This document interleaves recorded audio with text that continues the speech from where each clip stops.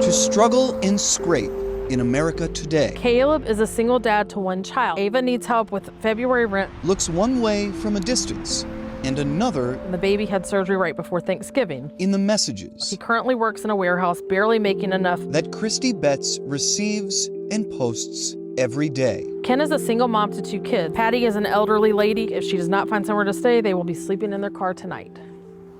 And that's the story of all the employees here at the store. They all have a similar story. Has an appointment at 1 o'clock. Betts lives a dozen miles from the store she sits outside. The store that's connected to the many messages on her phone. It seemed like a very high power bill. What emerges from both is a layered portrait of struggle and scrape. You know, it's people that were making ends meet, but now because of the rise in utility costs, food, rent, they're not making it. Zoomed out, the numbers show 38 million Americans in poverty. But they also show more than half of American families earning less than $60,000 a year. They show nearly 3/4 of middle-class families saying their income is falling behind the cost of living. It's a widening pool of people one job loss or life tragedy away from being deeply in need.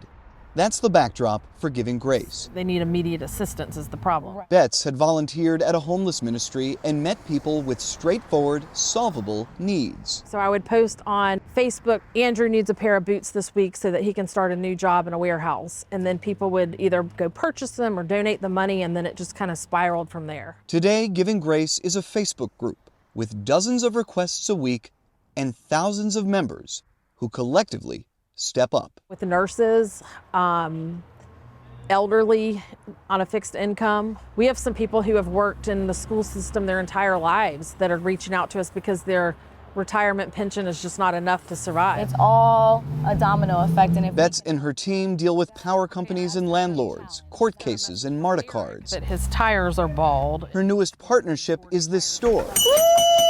All right, happy Valentine's. A food pantry called the Grocery Spot in a well-known Atlanta food desert. What time do you get out here?